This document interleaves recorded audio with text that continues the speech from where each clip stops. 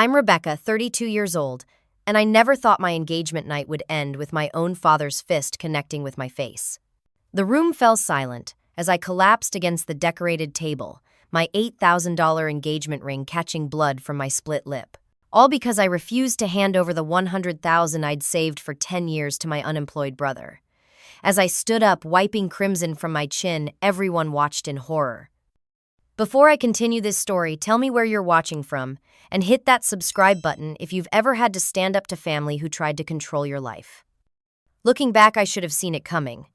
The $100,000 wedding fund that became the center of this nightmare took me 10 years to save. 10 years of working multiple jobs, making sacrifices, and putting aside every extra penny I earned. I worked mornings at a coffee shop, afternoons at an accounting firm, and weekends as a virtual assistant. While friends splurged on vacations and designer clothes, I lived in a tiny studio apartment in Portland, clipped coupons, and tracked every expense in a detailed spreadsheet. I grew up in a middle-class neighborhood where we never went hungry, but luxuries were rare. My parents, Richard and Linda, taught us the value of money, or at least that's what they claimed.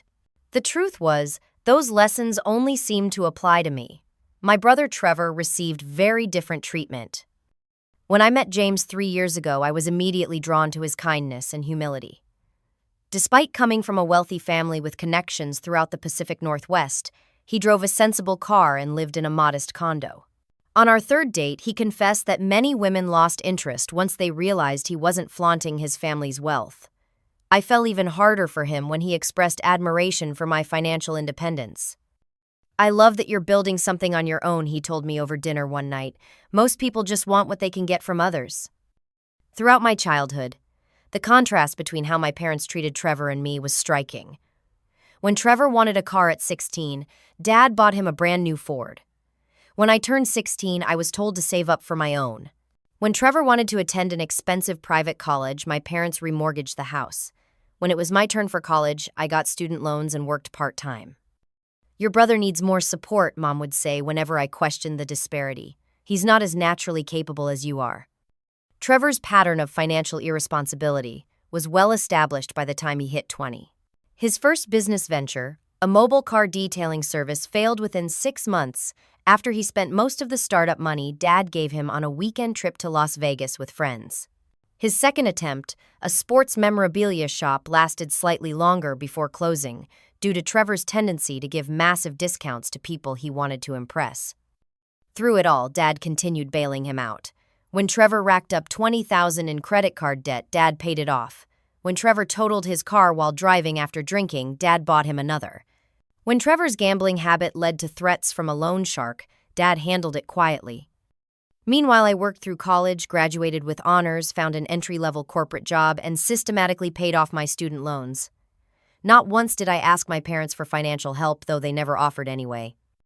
My wedding fund became my symbol of independence. Even after James proposed with a beautiful emerald-cut diamond ring, I insisted on using my own savings for our wedding. I've been dreaming about this and saving for it since I was 22.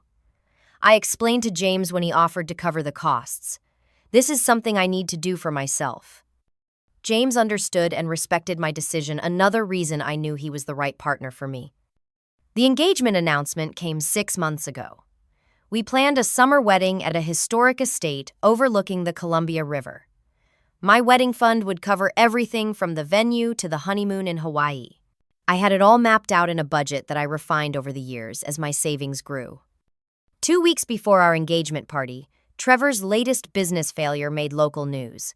His meal prep delivery service collapsed after several customers reported food poisoning.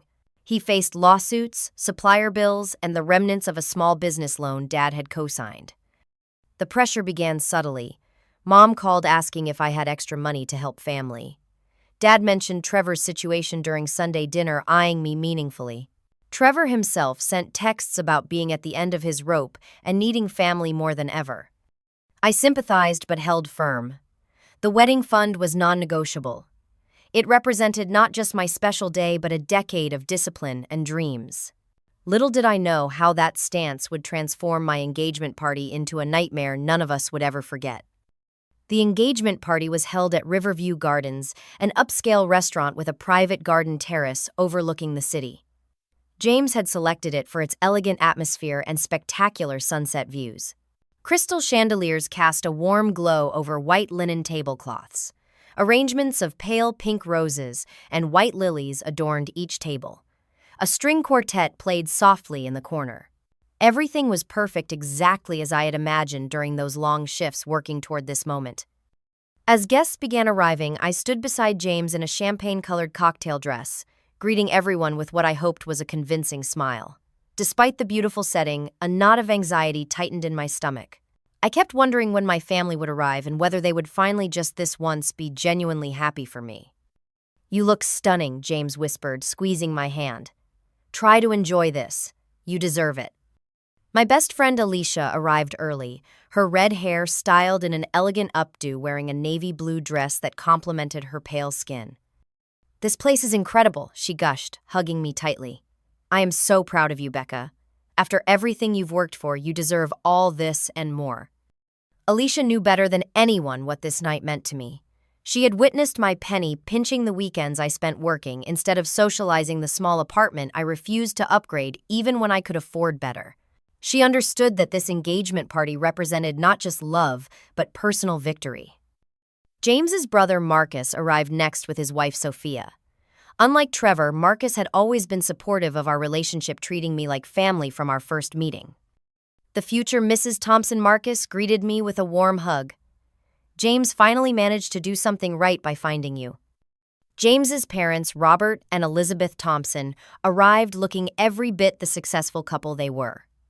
Robert, a cardiologist with his own practice, wore a tailored suit that suggested quiet wealth. Elizabeth, a former gallery owner, wore a simple but obviously designer dress. Despite their affluence, they had always been warm and unpretentious with me. Rebecca, darling Elizabeth, embraced me. "Everything looks wonderful. We're so thrilled to officially welcome you to the family." I smiled genuinely at them, wishing my own parents could show half their enthusiasm. As if summoned by my thoughts, Mom and Dad appeared at the entrance. Mom wore a floral dress that seemed too casual for the occasion, while Dad's suit looked outdated and slightly too tight. Their expressions were strained as they approached. "Nice place," Dad commented, looking around with narrowed eyes. "Must have cost a fortune." "Hello to you too, Dad," I replied, attempting to keep my tone light. "Thank you both for coming." Mom hugged me stiffly.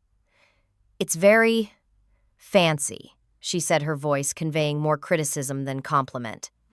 I introduced them to James's parents, wincing internally at the awkward contrast between the two couples. While the Thompsons exuded gracious warmth, my parents responded with stilted small talk that barely concealed their discomfort. Trevor arrived 45 minutes late, looking disheveled despite his dress shirt and slacks. His eyes were bloodshot, and he kept checking his phone nervously. "Sorry I'm late," he muttered, giving me a quick impersonal hug. "Traffic was awful." "I'm just glad you made it," I replied, trying to mean it. As Trevor moved toward the bar, I overheard Dad say to him in a harsh whisper, "Did you talk to her yet?" "Not yet," Trevor responded. "Give me a chance to get a drink first." The knot in my stomach tightened further. I tried to focus on greeting other guests, college friends, coworkers, and neighbors who had come to celebrate with us. The room filled with laughter and conversation, the atmosphere growing warmer as champagne flowed. James clinked his glass for attention and delivered a toast that brought tears to many eyes. "To Rebecca," he said, his voice full of emotion. "The most determined, hardworking, and loving woman I've ever known. When I first met her, she told me she was saving for her dream wedding. I knew then that she was someone who set goals and achieved them, someone who built her life with intention and purpose. I'm the luckiest man alive that she's chosen to build a future with me." Everyone applauded and raised their glasses. Everyone except my family. Dad sipped his whiskey with a scowl.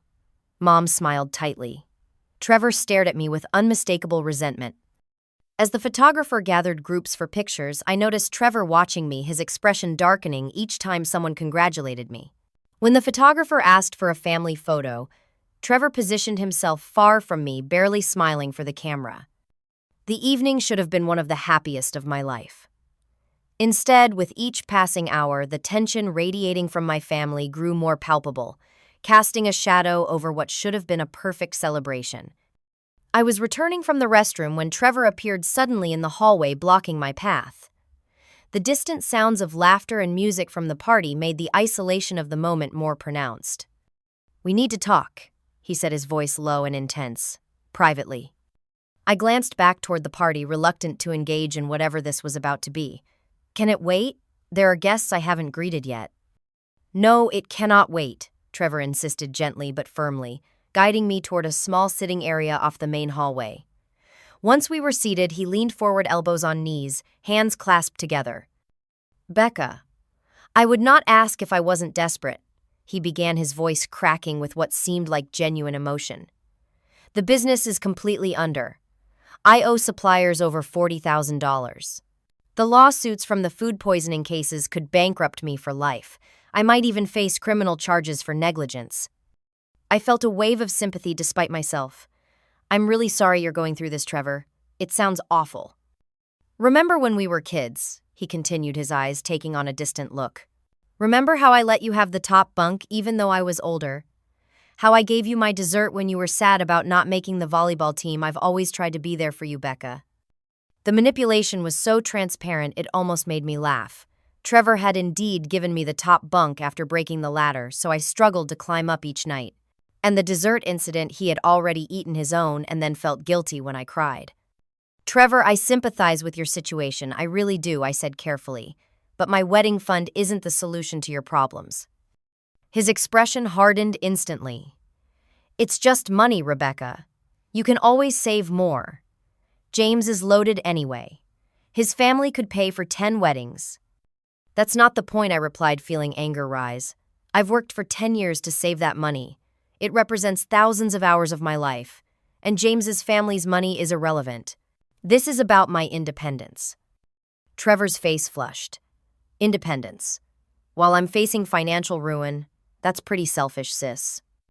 "Selfish," I repeated incredulously. "After everything Dad has done for you over the years, after all the bailouts and second chances you've had, and now you think you're entitled to my savings too." "This isn't about entitlement," Trevor snapped. "It's about family. When family needs help, you help. Period." Before I could respond, Dad appeared in the doorway. His expression told me he'd heard at least part of our conversation. "Everything okay in here?" he asked, though it was clear nothing was okay. "Just having a chat with my sister," Trevor said, standing up, explaining my situation. Dad nodded grimly. "We should all talk. There's an empty conference room down the hall." I wanted to refuse to return to my engagement party and the people genuinely celebrating my happiness. But the set of Dad's jaw told me this confrontation was inevitable. Better to get it over with away from our guests. The conference room was small and austere compared to the decorated restaurant. Dad closed the door firmly behind us and turned to face me. "Rebecca, I know you've worked hard for your wedding fund," he began in what he probably thought was a reasonable tone. "But right now your brother is facing a crisis that could affect his entire future." "And that's terrible," I acknowledged. "But why is it my responsibility to fix it?" Dad's eyes narrowed. "Because we're family. Because sometimes being an adult means making sacrifices for the people you love. Like the sacrifices you've made for me over the years," I countered, unable to keep the bitterness from my voice. Trevor interjected. "This isn't about the past. It's about right now. I need $85,000 to settle with suppliers and put a retainer on a good lawyer. Without it, I'm done." I stared at him in disbelief. $85,000? You told me $40,000 for suppliers. Where did the other $45,000 come from? Trevor looked away, avoiding my gaze. Dad cleared his throat uncomfortably. "There are other debts," Dad admitted. "Some personal loans that need to be addressed immediately." The pieces clicked into place. "Gambling debts," I stated flatly. "You're in trouble with bookies again, aren't you, Trevor?" Trevor's silence was confirmation enough. "I can't believe this," I said, shaking my head. "You expect me to hand over my wedding fund to pay off your gambling debts?" "I told him you would help, Dad," said his voice hardening. "I already promised the money would be available by tomorrow." The shock of his words hit me like a physical blow. "You promised my money without even asking me." The door opened and Mom slipped in her eyes, darting nervously between us. I heard raised voices. "What's going on?" Dad promised my wedding fund to Trevor without consulting me. I explained, watching her reaction carefully. Mom sighed, looking unsurprised. Rebecca, honey, Trevor is in very serious trouble. Surely you can postpone the wedding or scale back your plans. Family comes first. That's exactly what I've been saying, Dad agreed. It's just money. You can always save more. Just money, I repeated incredulously. It's 10 years of my life. 10 years of sacrifices and hard work. You're being dramatic, Dad dismissed. A simple courthouse wedding is just as meaningful. You don't need all that expensive nonsense. The door opened again, and James appeared, concern etched on his face. Rebecca, is everything all right? You've been gone a while. One look at my face told him everything was not all right. He stepped fully into the room, closing the door behind him. What's going on? He asked, moving to stand beside me. Briefly, I explained the situation. James listened carefully before addressing my family. I understand Trevor is in a difficult position, he said diplomatically. But asking Rebecca to give up her wedding fund isn't the answer. Perhaps we could discuss alternative solutions. My family might be able to help with a loan structured with reasonable repayment terms. Trevor scoffed. A loan? I can't take on more debt. It wouldn't be immediate repayment, James clarified. We could work out something manageable over time. That's very generous, Mom said, looking relieved at the potential compromise. Dad, however, shook his head firmly. Number. This needs to be handled within our family. Rebecca has the money. She doesn't need it urgently. Trevor does. It's simple. It's not simple at all, I countered, my patience wearing thin. And it's not happening. My answer is no. Dad's face darkened. This isn't a request, Rebecca. This is a family obligation. I've fulfilled enough family obligations, I said, standing up. I'm going back to our guests. This conversation is over. As I moved toward the door, Dad called after me.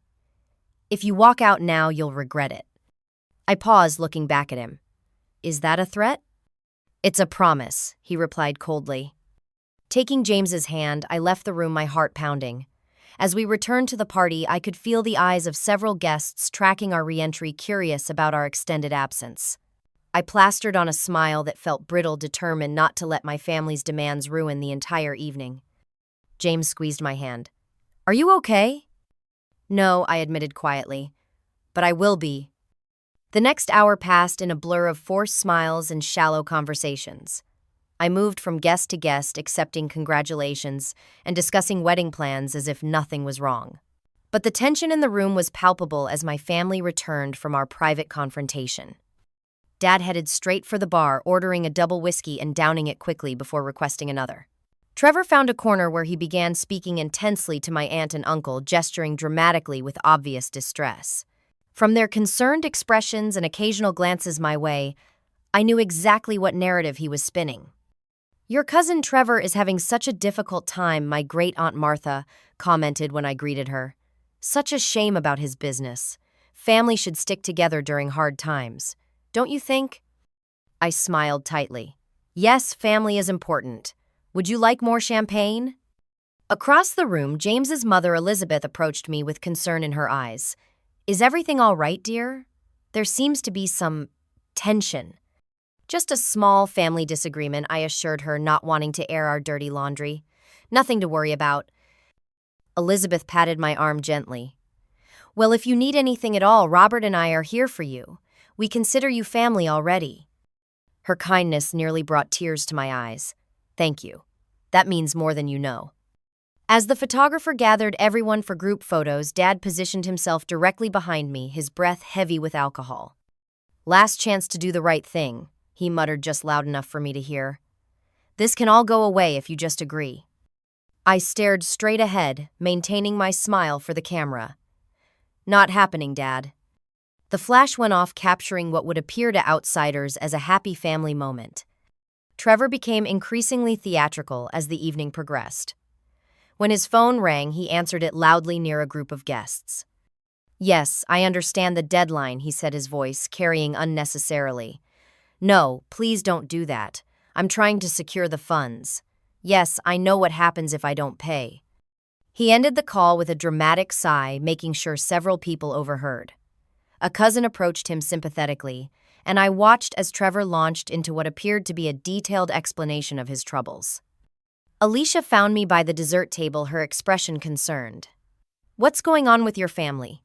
Your dad looks like he's about to explode, and Trevor is giving Oscar-worthy performances in every corner." I hesitated, then gave her a condensed version of the situation. Her eyes widened. "They expect you to give up your wedding fund after all these years of saving. That's insane." "That's my family," I replied with a humorless laugh. "Don't you dare give in," Alicia said fiercely. "Not one penny. You've worked too hard for this." I hugged her quickly. "Thank you for being on my side." "Always," she promised. As the evening approached the time scheduled for formal toasts, I noticed Dad in an intense conversation with the event coordinator pointing toward the microphone stand. My stomach dropped. He was clearly insisting on speaking, despite not being on our planned list of toasts. James noticed my alarm and followed my gaze. Should I intervene? Before I could answer, Dad was already moving toward the microphone, the event coordinator following with a helpless expression. Dad tapped the microphone twice, the sharp sound cutting through conversations and drawing all attention to him. "I'd like to say a few words about my daughter and her fiancé," he began, his words slightly slurred. A few guests exchanged concerned glances at his obvious intoxication. "Rebecca has always been independent," he continued. "Stubborn, some might say. Determined to do things her own way." I felt my cheeks burning as every eye in the room turned to me. "James seems like a good man from a good family," Dad said, nodding toward the Thompsons. "But I wonder if he knows what he's getting into with our Rebecca. Family means different things to different people, you see." James's father shifted uncomfortably in his seat. Elizabeth reached for her husband's hand, her expression concerned. "In our family," Dad continued, his voice hardening, "we believe in supporting each other through thick and thin. When one of us is drowning, the others throw a lifeline. At least that's what I thought we believed." Trevor stepped forward to stand near Dad, his expression a perfect mask of suffering. "My son Trevor is facing financial ruin," Dad announced to the stunned room. "His business has failed through no fault of his own. He's facing lawsuits that could bankrupt him for life." The guests sat in uncomfortable silence, witnesses to a family drama none of them had signed up to observe. Meanwhile, my daughter sits on a small fortune she's saved for wedding flowers and fancy dresses, money that could save her brother's future. James stood up, moving purposefully toward the microphone. "I think that's enough, Richard. This isn't the appropriate venue for this discussion." Dad ignored him, his focus entirely on me now, so I'm asking publicly what I've already asked privately. "Rebecca, will you help your brother in his time of need? Will you show everyone here what family really means?" The silence that followed was absolute. Every person in that room stared at me, waiting for my response. I felt trapped, cornered, publicly manipulated in what should have been a celebration of love. Slowly, I stood up. The weight of the moment pressed down on me as I walked toward the microphone, my legs feeling unsteady beneath me. James moved to intercept me, concern in his eyes, but I gently touched his arm to indicate I could handle this. When I reached the microphone, Dad reluctantly stepped aside, confidence in his victory evident in his smirk. He clearly believed the public pressure would force me to capitulate. He had never understood me at all.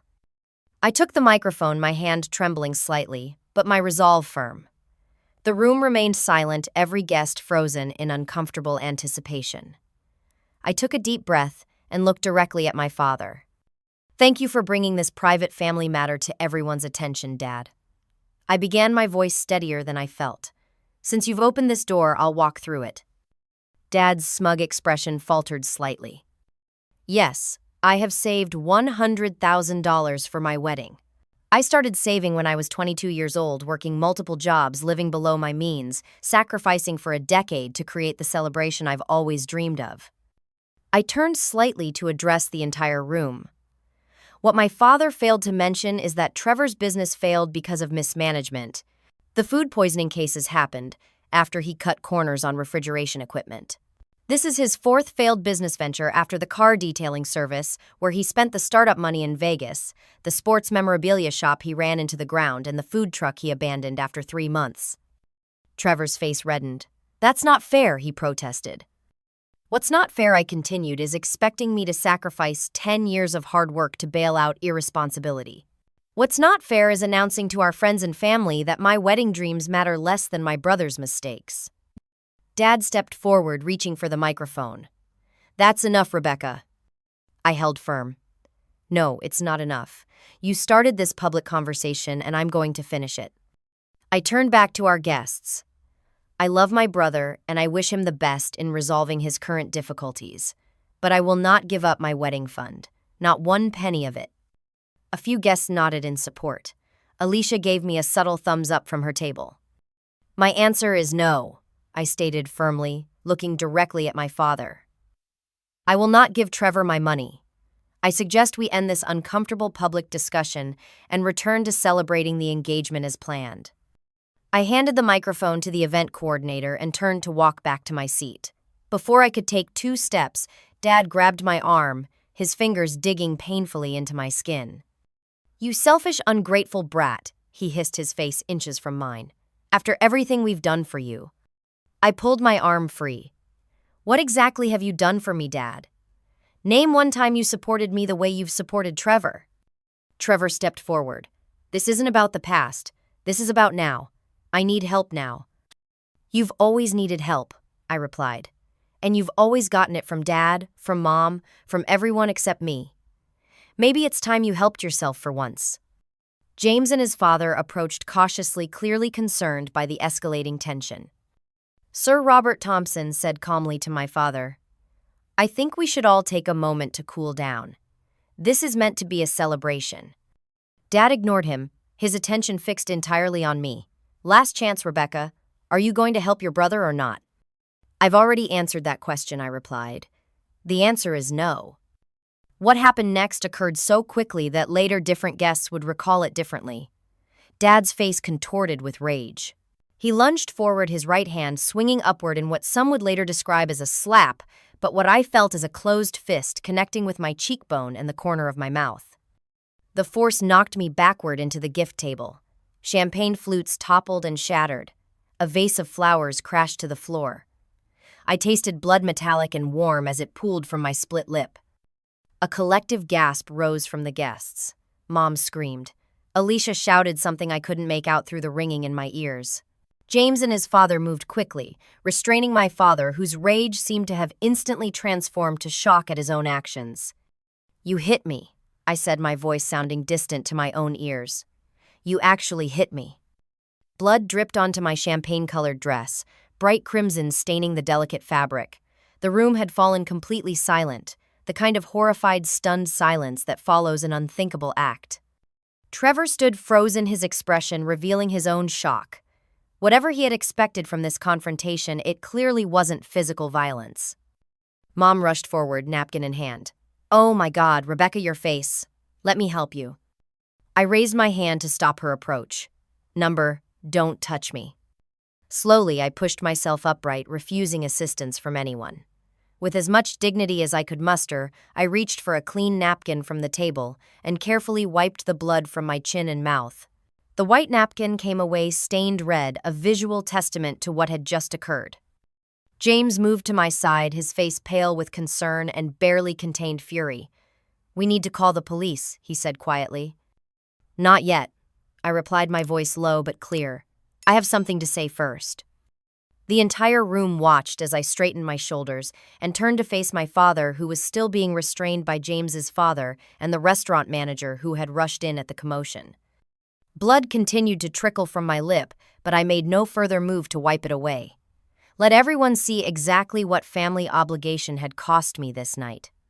With blood still trickling from my split lip, I faced my father across the silent room. The shock of his violence had frozen everyone in place, creating a tableau of horror amid what should have been a scene of celebration. You know, I began my voice quiet, but carrying in the absolute silence I've spent my entire life trying to earn your approval. Working harder, achieving more, never asking for help, handling everything on my own, because that's what you expected from me. I took a step forward, ignoring the throbbing pain in my face.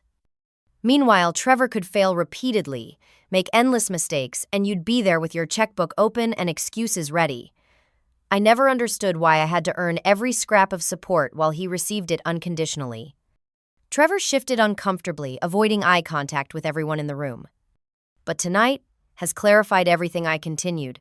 This was never about teaching me independence or responsibility. This was about not valuing me enough to invest in my happiness. Dad struggled against Robert Thompson's restraining grip. That's not true, he protested weakly. Isn't it? I countered. You've bailed Trevor out of every mess he's created, paid his gambling debts, covered his failed businesses, rescued him from every consequence of his actions. But my wedding, the most important day of my life, that's what you consider an unnecessary expense. I turned to address the entire room, no longer caring about maintaining appearances or hiding family secrets. For those of you who don't know, my father has enabled my brother's irresponsibility for decades. When Trevor gambled away his college fund, Dad replaced it. When Trevor crashed his car driving drunk, Dad bought him a new one. When Trevor's first business failed because he spent the startup money in Vegas, Dad covered the losses. Trevor's face flushed with embarrassment as several guests looked at him with new understanding. And now I continued.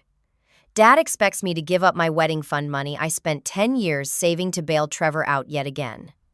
When I refused, he decided public humiliation might work. When that failed, he resorted to violence. I touched my split lip gently.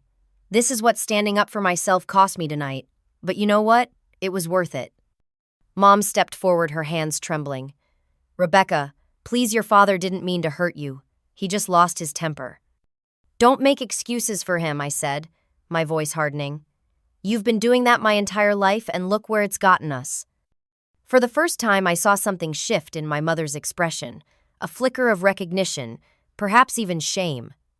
You're right, she said quietly, surprising. Everyone, including herself. This is inexcusable, all of it. She turned to Dad, her voice strengthening. Richard, what you did tonight crossed a line that can never be uncrossed. You struck our daughter over money. Money for her wedding.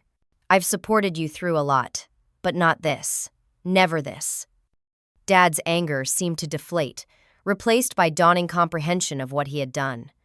Linda, I didn't mean to. Stop, Mom interrupted. Just stop. I took another careful step forward.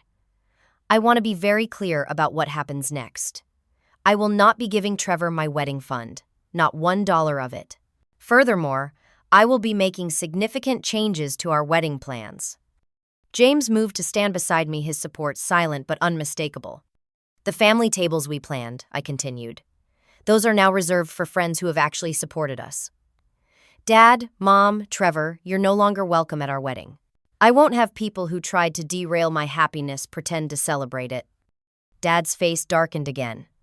If that's your attitude, then consider yourself cut off from this family entirely. No more holidays, no more family gatherings.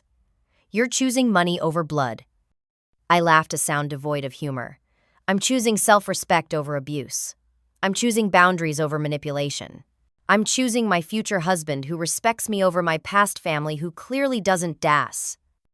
I looked at Trevor, who seemed to be processing everything with growing discomfort. Trevor, I hope you find your way out of this mess. I really do. But it won't be with my money, and it won't be through Dad's enabling. Maybe hitting rock bottom is exactly what you need. Trevor met my gaze briefly before looking away, something like shame crossing his features. Security has been called, the restaurant manager announced quietly from the doorway.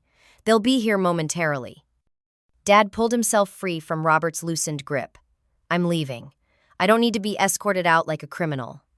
What you did was criminal, James pointed out coldly. Assault is a crime regardless of family connection. Dad ignored him, turning instead to Mom. Linda, let's go. To everyone's surprise, Mom shook her head. No, Richard. I'm staying with Rebecca. She needs medical attention for what you did to her. I'm going to make sure she gets it. Dad's shock at this small rebellion was evident. Without another word, he turned and stormed toward the exit. Trevor hesitated, clearly torn between following Dad and staying to make amends. After a moment of visible internal struggle, he moved toward the door, pausing only briefly to look back at me with an expression I couldn't quite interpret before disappearing after Dad. As they left, the tension in the room shifted. Guests who had been frozen in horrified silence began moving again, speaking in hushed voices, some approaching to offer support. Alicia was the first to reach me, tears streaming down her face. Rebecca, I am so sorry this happened. What can I do? Just being here helps, I told her, finally accepting a clean cloth with ice that someone had brought for my swelling lip. James's parents approached next Elizabeth, taking my free hand in both of hers.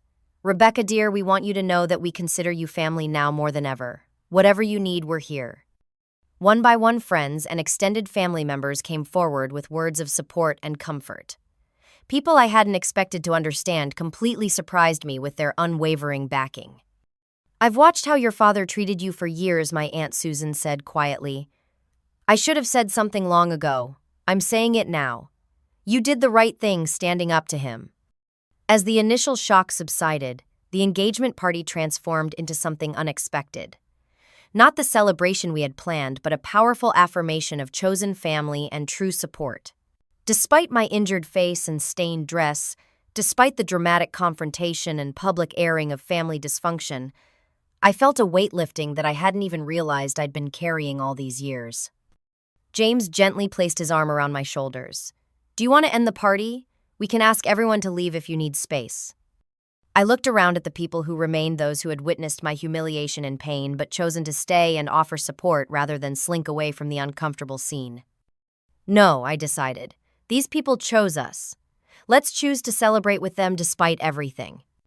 And remarkably, amid the broken glass and scattered flowers, amid the aftermath of violence and the ending of family ties, we found a way to reclaim the evening as our own. The days following the engagement party passed in a blur of ice packs, arnica cream for bruising, and endless phone calls from concerned friends and family. The physical evidence of Dad's violence faded gradually, a darkening bruise on my cheekbone and a small split in my lower lip that would eventually heal without scarring. The emotional aftermath, however, required more complex healing. James and I sat in our apartment 3 days after the incident, mugs of tea growing cold as we discussed the future. I think we should postpone the wedding, James suggested gently. Give you time to process everything that's happened. I shook my head firmly. I won't let what happened derail our plans. We'll adjust, but we're getting married on the date we chose. Are you sure? No one would blame you for needing time. I'm sure, I replied, reaching for his hand. Actually, I've been thinking about the wedding plans. I want to make some changes. Whatever you want, James assured me. It's your day. Our day, I corrected him. And I'm realizing it doesn't need to be exactly what I originally planned. Some of those plans were about proving something, about showing my family I could create this perfect, expensive event without their help. James listened attentively as I outlined my revised vision, a celebration that focused more on meaning and less on expense, with the leftover money redirected toward our future together. The following day brought an unexpected visitor. My cousin Megan, Trevor's sister, arrived at my door with a bouquet of yellow roses. I wanted to check on you, she explained, her expression solemn, and to say how sorry I am about what happened. We sat in my small living room, the afternoon sun casting long shadows across the floor. I also wanted you to know that Trevor is staying with me, she continued. He didn't follow your dad home that night. He's thinking about a lot of things. I nodded, uncertain how to respond. He wanted to come himself, but he wasn't sure you'd want to see him, Megan added. He asked me to give you this. She handed me an envelope containing a handwritten letter. Later alone, I would read Trevor's awkward but seemingly sincere apology, his acknowledgement of his role in what happened, and his pledge to seek help for his gambling addiction. Whether these promises would amount to anything remained to be seen, but the effort itself represented a tiny step toward potential healing. More surprising was the call from Mom the following week. Her voice sounded different, less defensive, more direct than I was accustomed to hearing. I'm staying with your Aunt Susan for a while, she informed me. I need some space from your father to think about things. That sounds healthy, I replied cautiously. I've been enabling his behavior for too long, she admitted. And I owe you an apology for that. For a lot of things, actually. We spoke for nearly an hour, the most honest conversation we'd ever had. While it didn't erase decades of patterns, it opened a door that had previously seemed permanently closed. Dad predictably remained entrenched in his position. He sent a formal email reiterating his disappointment in my selfish choices and his decision to respect my wishes for distance. Not an apology, not an acknowledgement of his violence, but at least an agreement to maintain boundaries. It was more than I had expected. As wedding planning resumed, I found myself making decisions with newfound clarity. The extravagant flower arrangements I'd originally wanted suddenly seemed less important than creating a warm, inclusive atmosphere. The designer dress I'd coveted gave way to a simpler, equally beautiful gown that felt more authentically me. Some of the wedding fund I redirected toward premarital counseling for James and me, determined to build a relationship free from the dysfunction I'd grown up with. The therapist helped me process not just the engagement party incident, but the decades of family dynamics that had led to that moment. What happened that night was the culmination of a lifetime of patterns, she explained during one session. Your father's violence was inexcusable, but understanding the context can help you heal and avoid recreating similar dynamics in your own family someday. Those words resonated deeply. As painful as the public confrontation had been, it had forced into the open issues that had simmered beneath the surface for years. There was clarity in that exposure, painful but ultimately liberating. Trevor kept his word about seeking help, joining Gamblers Anonymous and finding a therapist specializing in addiction. When we met for coffee 2 months after the engagement party, he seemed different, more grounded, less entitled. "I'm not asking for forgiveness," he said, stirring his coffee nervously. "What happened was unforgivable. I just want you to know I'm working on myself, trying to understand how I ended up where I did." I appreciate that I told him, meaning it. And while I'm not ready to trust you with a place at my wedding, I'm open to rebuilding some kind of relationship over time. It was a small olive branch, but an authentic one. When our wedding day finally arrived, it looked different than the celebration I'd spent a decade planning. The guest list was smaller, the venue more intimate, the focus less on perfection and more on genuine connection. My uncle walked me down the aisle instead of my father. Mom attended alone, sitting quietly with Aunt Susan, her presence, both supportive and respectful of my boundaries. The money I didn't spend on the wedding went partly toward a longer, more relaxing honeymoon, and partly into a down payment fund for our first home together. These choices felt right investments in our future rather than a single day of celebration. In the months that followed, I continued therapy, working through the complex emotions that surrounded that night and the family patterns it had exposed. Slowly, I came to understand that standing firm against my father's demands had been about far more than money. It had been about claiming my worth, about refusing to perpetuate patterns that had damaged us all. The wedding fund that had caused so much conflict had never really been about the perfect celebration. It had been about proving I could achieve something meaningful without the support freely given to Trevor. Once I recognized that truth, I could make choices based on what truly mattered to me and James, not on proving something to my family or myself. Today, a year later, our family relationships remain complicated but evolving. Mom has filed for separation from Dad and is discovering her own independence for the first time in decades. Trevor remains in recovery, taking responsibility for his finances with no bailouts. Dad has begun anger management at the insistence of his lawyer, though whether this represents genuine change or merely compliance remains unclear. As for me, I've learned that family isn't just about blood. It's about respect, support, and healthy boundaries. It's about people who celebrate your joy rather than demanding you sacrifice it. It's about building relationships based on mutual care rather than obligation or control. The money that once represented my independence now seems less important than the emotional freedom I've gained. Standing up that night cost me a relationship with my father, at least for now. But it gave me something far more valuable, the knowledge that I can face manipulation and even violence without surrendering my self-respect, that I can build a life and family based on love rather than control. Sometimes the hardest boundaries to set are with the people who should love us most. Sometimes the family we choose matters more than the family we're born into. And sometimes standing alone with blood on your face becomes the moment you truly find your strength.